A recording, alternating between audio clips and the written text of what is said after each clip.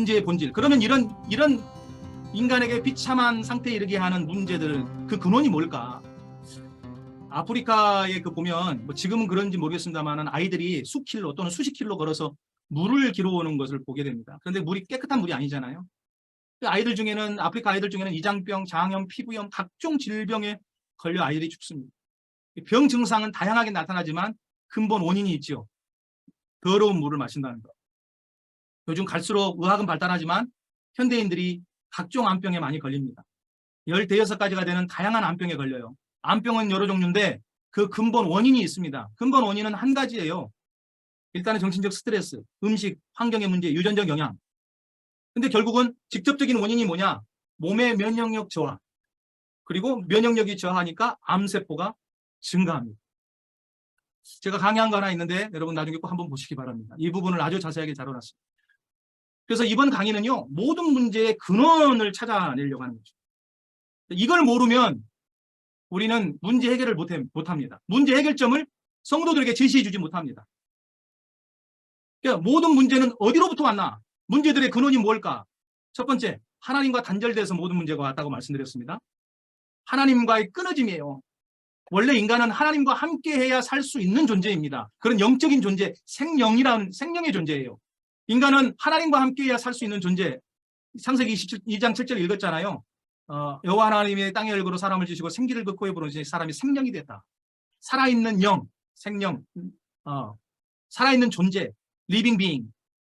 생명을 히브리어로 번역하면 네페시 하야, 산 목숨, 산 존재랍니다. 생명은 원래 생명 그 자체를 의미하는데 창세기 2장 7절에서 하나님의 생기로 생명을 부여받은 존재를 말할 때 사용하고 있습니다.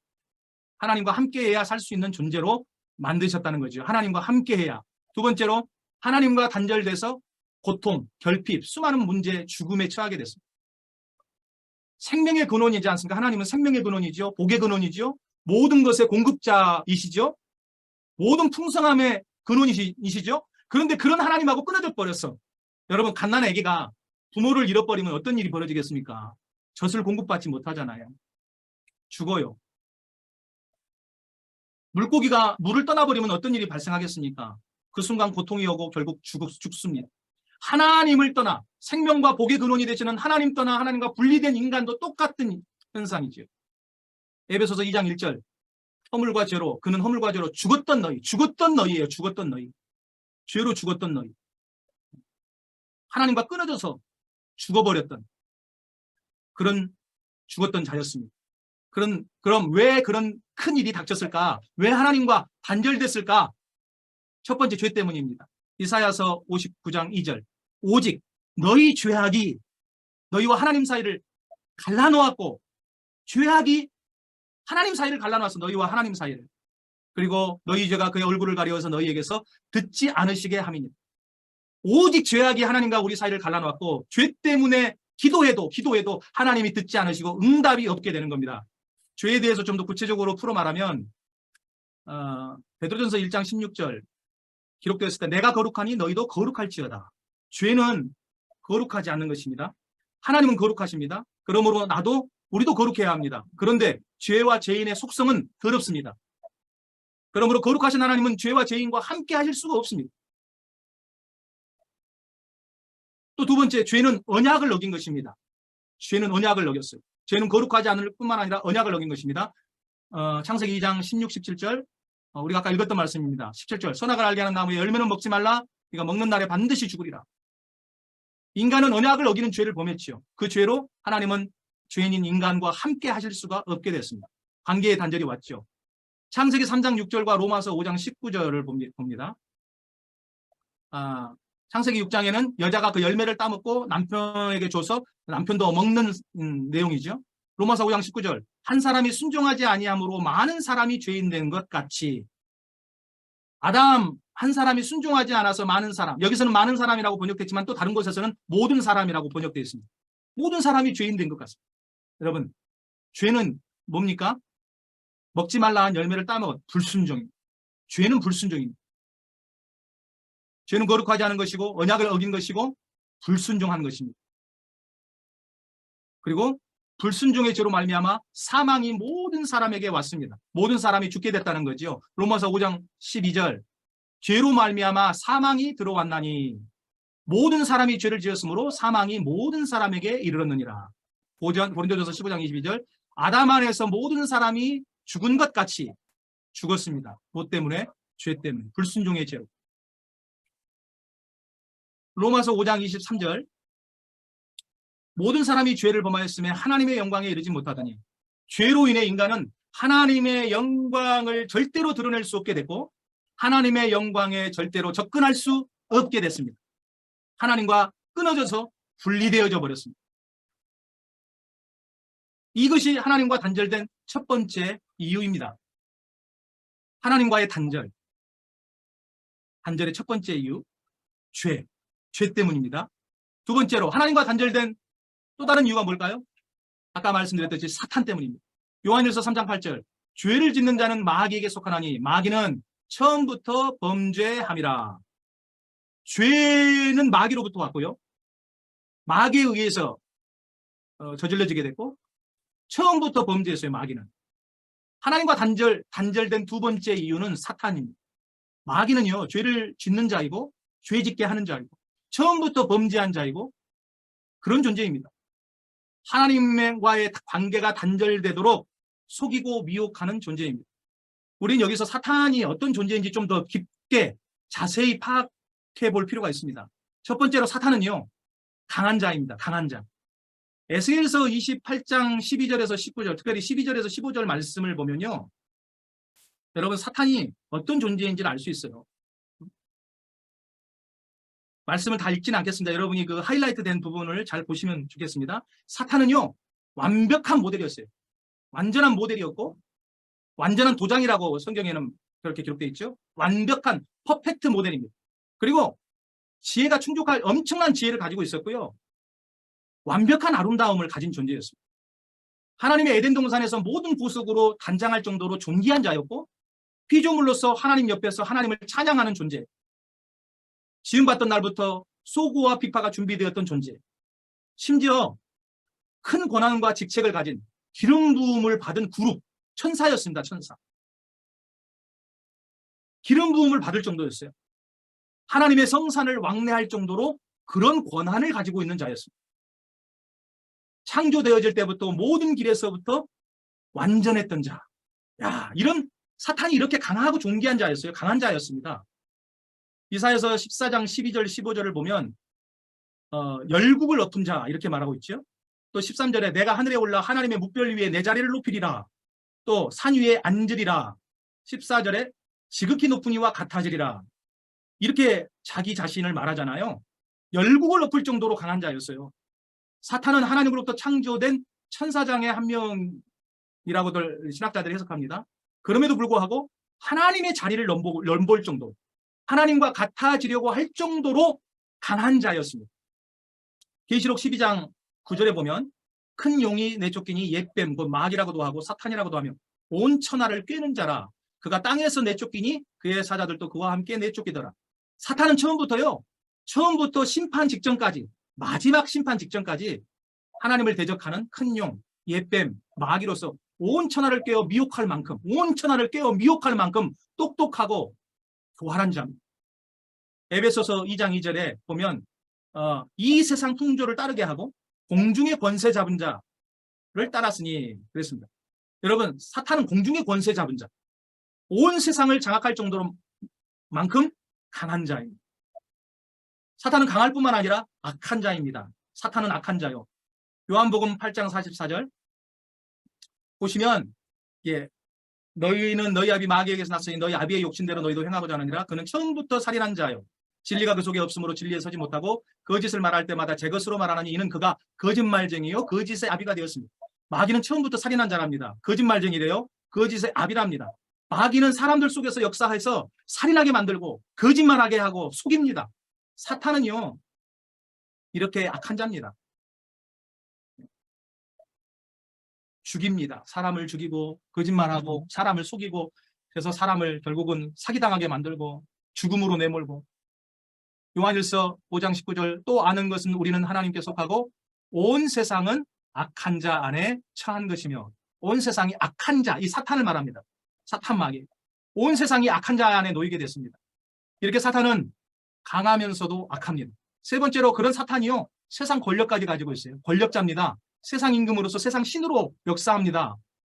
요한복음 12장 31절, 이제 이 세상에 대한 심판이 이르렀으니 이 세상의 임금이 쫓겨나리라. 세상 임금, 요한복음 16장 11절, 심판에 대하여라 하면 이 세상 임금이 심판을 받았습니다. 세상 임금이로 되어 있죠.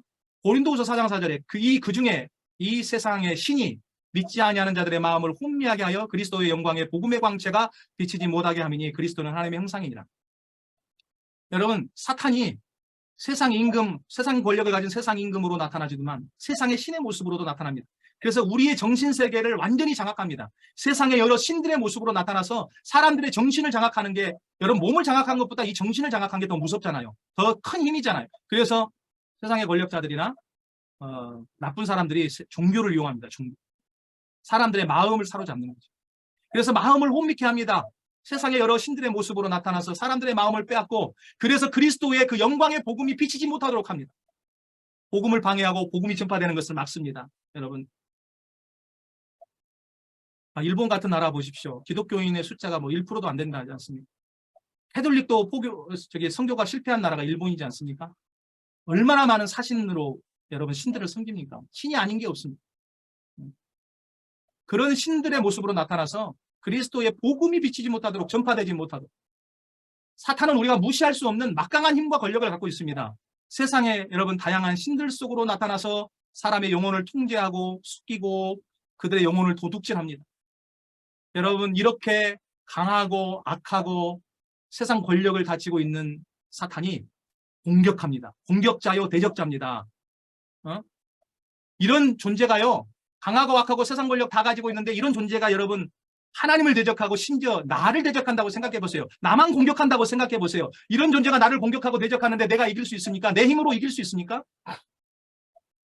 길거리에 그 싸움 고수가 있습니다. 스트리트 파이터. 근데 이 고수가 한 말이 있어요. 여러 명을 상대로 해서 이길 수 있어요? 아니요, 절대 못 이기죠. 여러 명을 상대로 해서 근데 이기는 비결이 한 가지 있다고 합니다. 비결은 간단한데 그냥 한 놈만 잡아서 거의 죽을 때까지 끝까지 팬다. 그러면 딴 놈들이 무서워서 도망간대요. 사탄이 강하고 악하고 권력을 가진 자인데 그런 자가 나만 대적하고 공격한다고 생각해 보십시오. 요한복음 10장 10절에 도둑이 오는 것은 도둑질하고 죽이고 멸망시키려는 것뿐이요. 도둑은요, 도둑질하고 죽이고 멸망시키려 한대요. 이게 강도 도둑의 속성이지 않습니까? 사탄의 유일한 존재 목적이 뭡니까? 우리들의 모든 축복, 생명의 축복, 건강의 축복, 물질의 축복, 행복, 이런 모든 것들을 다 도둑질하고 우리들로부터 우리 생명을 도둑질하고 우리를 그래서 죽이고 지옥으로 멸망시키려고 하는 것이 사탄의 존재이지 않습니까? 근데 이 사탄이요, 아주 간교한 계계를 가지고 대적해요. 에베소서 6장 11절 13절, 마귀의 관계를 능히 대적하기 위하여 하나님의 전신갑주를 입으라고 그러죠. 마귀의 관계. 그래서 우리의 씨름은 혈과 육을 상대하는 것이 아니요, 통치자들, 권세자들, 이 어둠의 세상 주관자들, 하늘에 있는 악의 영들을 상대한다고 해요.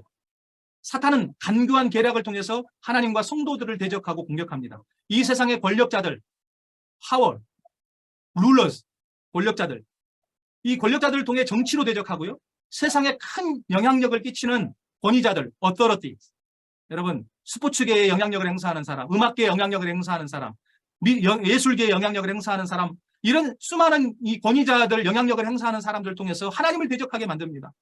또 그 권력자들, 영향력을 행사하는 권위자들 베일 뒤에 숨어서 그들을 컨트롤하고 조종하는 어둠의 세상 주관자들, 이들을 통해서 사탄이 대적을 해요. 또 그 어둠의 세상 주관자들이 섬기는 하늘의 악한 영들, 악한 귀신들, 그들을 통해서 대적합니다. 또한 사탄은요, 광명의 천사로 자기를 위장합니다. 고린도후서 11장 14절, 이것은 이상한 일이 아니니라 사탄도 자기를 광명의 천사로 가장하나니, 사탄이 자신을 광명의 천사로 가장해서 하나님과 성도들을 대적하고 공격합니다. 여러분, 인류애적 휴머니즘 좋죠. 인간애를 가지고 정말 그걸 보면 눈물이 날 정도로 저 사람은 정말 착한 사람이야, 법 없이도 살 사람들이야. 근데 이런 사람들이 영향력을 행사하잖아요, 세상 속에서. 그런데 딱 보면 그러다가 하나님 말씀을 변개시켜요. 잘 나가다가 하나님 말씀, 동성애 결혼을 합법화 옹호한다든가, 잘 나가다가 막 이게 이런 걸로 막 틀어집니다. 천사처럼 말하고 행동하지만 그것을 통해서 사람의 인기를 얻고 힘과 권위를 얻지만 교묘하게 하나님을 대적합니다. 하나님의 무조건적인 사랑, 용서 얼마나 좋습니까? 약자, 소수자의 인권, 약자의 인권 다 좋아요. 소수자의 인권 미명하에 제약인 동성애를 옹호하고 동성결혼, 동성애 합법화, 차별금지법으로 충분한데 포괄적 차별금지법 만들어서 법을 만들고 있습니다. 이런 일들이 마지막 때가 가까울수록 많아진다고 성경은 말하고 있습니다. 그래서 우리는 오직 하나님 말씀만을 모든 판단의 척도로 여러분 삼아야 될 줄로 압니다. 베드로전서 5장 7절 8절입니다. 근신하라 깨라 너희 대적 마귀가 우는 사자같이 두루 다니며 삼킬 자를 찾나니. 여러분 우는 사자같이 두루 다니며 삼킬 자를 찾는데요. 대적하고 공격합니다. TV 다큐멘터리 동물의 왕국을 아마 보신 분들은 알겠지만 사자가 이제 배가 고프면 사냥하잖아요. 웅크리고 숨어 있다가 협동하잖아요. 뭐 사슴이나 아니면 뭐 물소나 이런 동물들, 짐승들 계속 인내심을 가지고 풀숲에 몸을 웅크리고 숨기고 있다가 결정적인 순간 공격합니다. 그때 공격하는 짐승들이 누구냐? 뒤처진 애들, 따로 노는 애들, 그리고 약한 애들. 오직 그놈만 공격해요. 그 짐승만 공격합니다. 여러 명이 한꺼번에. 결국 마지막에 목을 확 물어서 그 숨통을 끊어놓죠. 마귀 또한 그렇게 믿음이 약한 자, 뒤처진 자를 두루 쳤다가 결정적인 순간에 아킬레스건 약점을 찾아서 공격해오고 결국 신앙에서 미끄러지고 배도하도록 만들어버립니다. 사단은 기가 막히게 우리의 약점이 무엇인지를 알고 찾아내고 공격합니다. 사탄은요, 이처럼 강하고요, 악하고 세상 권력도 가지고 있는데 나의 약점을 기가 막히게 알고 공격한다고 여러분 생각해 보세요.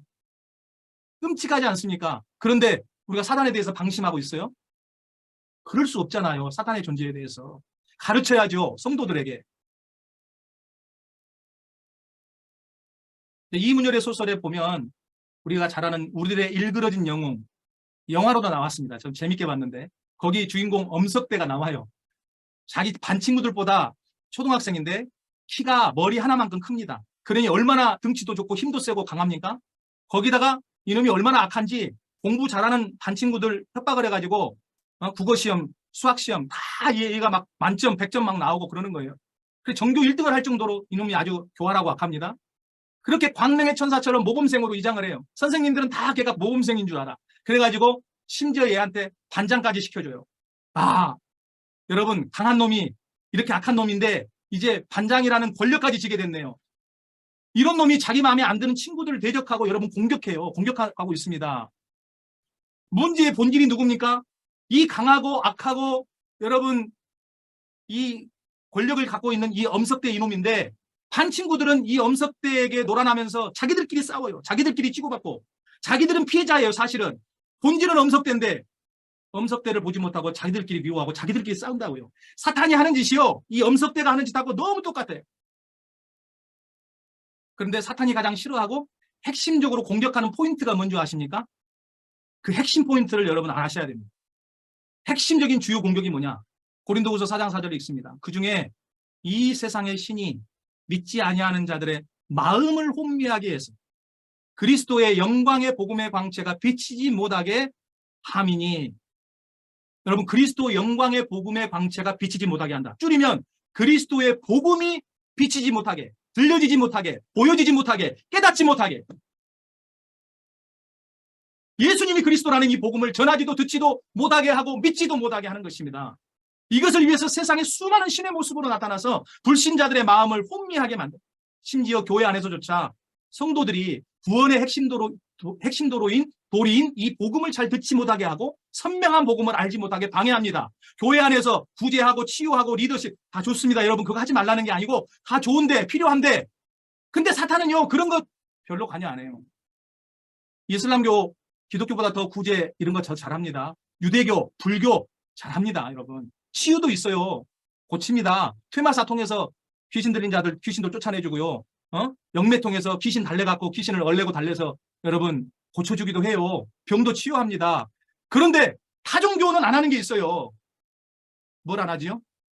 예수님이 그리스도라는 복음을 안 전하잖아요. 십자가와 부활의 복음을 안 전하잖아요. 여러분 예수님이 그리스도라고 하는 이 선명한 복음만큼, 이 복음만큼은 제대로 전파되지 못하도록 계속해서 방해 놓습니다. 여러분이 아마 경험하실 겁니다. 설교를 아마 하나님 말씀 준비해서 토요일 날 이렇게 집중적으로 준비하죠. 일주일 동안 고민하다가. 그러면 이상하게 말씀 준비하는데 내 감정을 건드리고요. 막 방해 놓습니다. 그러면서 설교단에 이제 주일날 올라가서 처참한 상태로 피투성이 상태로 말씀을 전하는 거예요. 야, 내 속으로 나도 이렇게 살지 못하는데 내가 사랑을 전하면서 예? 하필 그날 주제 설교가 또 원수를 사랑하라. 뭐 이런 설교를 해. 야, 여러분 특별히 이 그리스도가 예수님이 그리스도라는 이 복음을 증언하는 주제로 설교하거나 아니면 그런 사경의 그런 사경의 세미나를 하면요. 저는 진짜 엄청나게 많이 방해받았습니다. 느끼죠. 심지어요. 이 방송 장비 기계까지도요. 이유 없이 막 고장이 나요. 동영상 찍어놨는데 영상이요. 막 지멋대로 흔들리고 이게 막 틀어지지가 않아요. 웃기는 일이 막 회개한 일이 또 발생해요. 모니터가 고장나버리고 갑자기 잘 쓰던 모니터가 고장나서 셧다운 돼버려서 아주 당황하기도 하고 가장 가까운 사람들로부터 감정을 건드리고 치명적인 공격들을 해옵니다. 여러분 이게 그냥 우연히 벌어지는 일이 아닙니다. 이 그리스도의 복음이 비춰지지 못하고 들려지지 못하고 보지도 못하고 깨닫지도 못하게 하는 마귀의 핵심 공격이 방해가 거기에 있어요. 이걸 영적으로 분별할 수 있어야 됩니다. 목사님도 성도들도 이 복음을 기본 기초로만 생각하게 하고 그냥 설교와 성경 공부 한 개의 주제 정도 그렇게 취급하도록 만들어버려요. 복음에 대해서는 예수님이 그리스도 한 강의 끝내버리고 나머지는 다 삶의 문제로 그냥 다 윤리 문제로 가버려요. 그냥 복음이 기초이고 기본인 건 맞습니다. 그런데 복음은 전부이기도 합니다. 이 복음을 놓치면 우리 신앙은 끝나는 거예요. 여러분 정리하겠습니다. 인간의 복음은 문제의 본질은 인간 문제의 본질은요. 사탄으로 이 인간에게 닥쳐온 비참한 모든 문제들은 사탄으로 인해서 언약에 불순종한 범죄로 인해서 그리고 그로 인해서 범죄한 결과로 하나님과 단절로 인해서 모든 인간의 문제가 왔습니다. 이 세 가지 사탄, 죄, 하나님과 단절 이 세 가지가 모든 인간 문제의 본질의 문제, 근원의 문제입니다. 우리가 이 인간 모든 문제의 본질을 깨달으면 이걸 깨달으면요. 가정 문제, 부부 문제, 자녀 문제, 인간관계 문제, 자연 문제, 환경, 경제 문제, 노동 문제 이런 외부 환경과 깨어진 인간관계의 문제가 문제의 본질이 아닌 것을 알게 됩니다. 문제의 본질이 아닌 것을 알게 되면 너 때문이야. 그 문제 때문이야. 내 환경 때문이야. 그렇게 탓을 할 필요도 없고 핑계 댈 필요도 없습니다. 다른 것들을 탓하고 핑계 삼으면 문제를 근본적으로 해결할 수 없습니다. 만일 근본적인 문제를 돈의 문제로 생각하면 그 사람은 죽어라고 평생 동안 돈 벌다가 죽을 거예요. 그 사람이 그게 명예고 권력의 문제면 명예, 권력 추구하다가 죽을 거예요. 만일 치유의 문제면 여러분 치유하는 쪽에다가 여러분 모든 포커스를 맞추고 하다가 결국 그렇게 인생의 시간들을 보내게 될 것입니다. 솔직히 부부의 문제 아버지 학교, 부부 학교 가면 더 잘 치료받을 수 있지 않나요? 돈 문제 밖에 나가서 열심히 일하면 먹고는 살잖아요. 근데 교회가 존재하는 근본적 목적이 뭡니까? 그 교회의 아이덴티티, 정체성이 뭡니까? 나중에 다루겠지만 주는 그리스도시요 살아계신 하나님의 아들이라는 이 믿음의 고백, 이 복음 위에 세워진 곳이 교회지 않습니까? 그러니까 교회의 정체성을 반드시 알아야 되고 그래서 교회는 그 믿음으로 그 복음을 믿는 믿음으로 구원을 얻도록 하는 곳이 교회이지 않습니까? 그래서 교회의 본질적 사명이 뭐겠습니까? 복음 전도하는 거지요. 다른 어떤 것이 아닙니다. 치유하는 거, 리더십 이미 세상이 다 하고 있어요. 세상에서 우리보다 더 잘하고 있고요. 여러분 구제사역 우리보다 더 잘하고 있고요. 교회가 사회정의, 시민연대나 이런 단체에서 더 잘하고 있고 교회는 그들이 그런 역할을 못했을 때 나서서 했지만 지금 여러분 우리 교회가 본질로 돌아가서 본질을 회복해야 될 때 교회의 사명의 본질을 회복해야 될 때 아니겠습니까? 우리가 문제의 본질을 직시하면 본질적인 문제를 해결하려고 노력할 거예요. 그래서 우리를 비참하게 하는 그 모든 문제들을 해결할 수 있어요. 본질의 문제, 뿌리가 해결되면 거기서 파생된 문제들은 자연스럽게 해결될 수 있습니다. 모든 문제의 본질을 깨달을 때 우리는 모두가 속이는 자, 우리는 모두가 그 속이는 자 사탄의 올무에 걸린 피해자고 우리 모두가 본질을 깨달을 때 우리 모두가 속이는 자 사탄의 올무에 걸린 피해자요. 언약을 어긴 인류의 조상 아담과 하와의 범죄와 불순종으로 인해 저주를 받은 피해자인 것을 알게 됩니다. 그래서 우리는 서로를 이해하게 되고 탓하지 않게 되고 용서할 수 있게 되는 거죠. 아담과 하와가 범죄를 했을 때 첫 번째로 한 행위가 뭡니까? 두려워서 숨게 됐고 피하였고, 그리고 두 번째로 했던 행위가 뭐냐면 남을 탓을 하는 거죠. 핑계대는 거였죠. 오늘 지금도 우리들 많이 하지 않습니까? 하와는 뱀을 탓했고 아담은 하와를 탓했는데 하와만 탓하지 않고 당신이 주신 저 여자 때문에, 당신이 주신, 하나님까지 끌고 들어가서 하나님 탓을 하고 있지 않습니까? 여러분, 문제의 본질을 직시할 때 우리 스스로 힘으로 절대 이 근본 문제를 해결할 수 없다는 것도 깨닫게 됩니다. 결국 결론은 뭐냐? 그래서 우리를 구원해 줄 그리스도가 절대로 필요하다. 이 결론에 도달할 수밖에 없는 것이고, 이것을 우리 성도들에게, 여러분, 또 불신자들에게 알려줘야 됩니다. 왜 우리가 이 그리스도가 절대적으로 필요할 수밖에 없냐?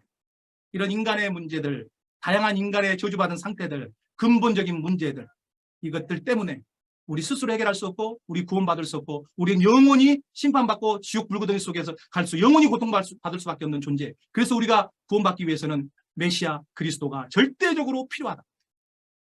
이것을 위해서 인간의 상태와 인간의 문제의 본질을 강의하는 것입니다.